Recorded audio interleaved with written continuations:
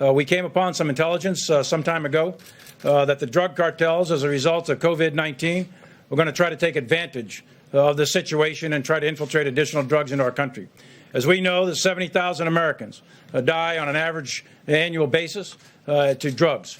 That's unacceptable. We're at war with COVID-19, we're at war with terrorists, and we are at war with the drug cartels as well. This is the United States military. You will not penetrate this country. You will not get past Jump Street. You're not going to come in here and kill additional Americans. And we will marshal whatever assets are required to prevent your entry into this country to kill Americans. At a time when the nation and the Department of Defense are focused on protecting the American people from the spread of the coronavirus, we also remain vigilant to the many other threats our country faces. Today, at the President's direction, the Department of Defense, in close cooperation with our interagency partners, began enhanced counter-narcotics operations in the Eastern Pacific Ocean and the Caribbean Sea. This initiative is part of the administration's whole-of-government approach to combating the flow of illicit drugs into the United States and protecting the American people from their scourge. I want to thank all of our partners in this effort, to include the United States Coast Guard, the Department of Homeland Security, the Drug Enforcement Agency, the Department of Justice, and members of the intelligence community for their tremendous support and cooperation. To conduct these enhanced operations, the President has directed the deployment of additional ships, aircraft, and security forces to the United States Southern Command area of responsibility. Included in this force package are Navy destroyers and littoral combat ships, Coast Guard cutters, P-8 patrol aircraft, and elements of an Army Security Force Assistance Brigade. These additional forces will nearly double our capacity to conduct counter-narcotics operations in the region. Additionally, 22 partner nations have joined us in this fight, bringing with them a variety of intelligence and operations capabilities needed to defeat these criminal organizations. Last year alone, United States Southern Command's operations resulted in the seizure of over 280 metric tons of drugs, much of which was designated for shipment to America. While this was an incredible achievement, there is much more work to be done. Transnational criminal organizations continue to threaten our security by smuggling cocaine, fentanyl, methamphetamines, and other narcotics across our borders. These drug traffickers put our communities at risk and destroy lives.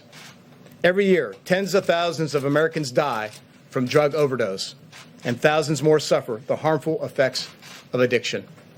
Furthermore, corrupt actors like the illegitimate Maduro regime in Venezuela rely on the profits derived from the sale of narcotics to maintain their oppressive hold on power. The Venezuelan people continue to suffer tremendously due to Maduro's criminal control over the country. Drug traffickers are seizing on this lawlessness by increasing their illicit activities. We must do more to prevent these drugs from arriving at our shores. These enhanced counter-narcotics operations that are now underway will further disrupt the flow of illicit drugs to America, deny our adversaries the financial resources they depend on, and build the capacity of our partner nations throughout the region. I want to thank President Trump for his leadership and support to this critical mission. This is a particularly important time for this operation to begin. As nations around the world shift their focus inward to deal with the coronavirus pandemic, many criminal organizations are attempting to capitalize on this crisis. The enhanced operations we are announcing today will keep the pressure on these criminal groups and protect the American people from the devastation caused by the flow of illegal drugs into our country. Mr. President, thank you for your leadership as we begin this important operation. While the men and women of the United States military work hard here at home to fight the coronavirus, we continue to take action around the world to defend our great country. Thank you, and I'd like to invite General Milley. Thank you, Secretary, for those words, and thank you, Mr. President, for your leadership. And I want to publicly thank Admiral Craig Fowler, the commander of U.S. Southern Command out of Miami, for leading this operation, which is underway effective today, and also Admiral Gilday, the Chief of Naval Operations, Admiral Schultz, for their contributions to this from their services. There's thousands of sailors, Coast Guardsmen, soldiers, airmen, Marines involved in this operation. We came upon some intelligence some time ago that the drug cartels, as a result of COVID-19, were going to try to take advantage of the situation and try to infiltrate additional drugs into our country. As we know, there's 70,000 Americans die on an average annual basis to drugs.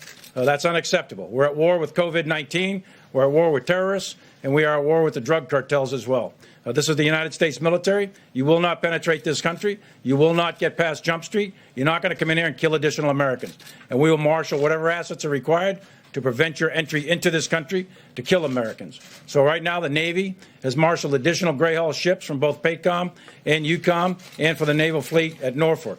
And they are set sail already, and they are in the Caribbean right now. In addition to that, there's 10 Coast Guard cutters, and there's Special Operations Forces and Security Force Assistance Brigades, along with Air Force reconnaissance aircraft. The bottom line is you're not going to get through. Now is not the time to try to penetrate the United States with illegal drugs to kill Americans. With the United States military, we will defend our country regardless of the cost. Thank you, Mr. President. Thank you, Secretary.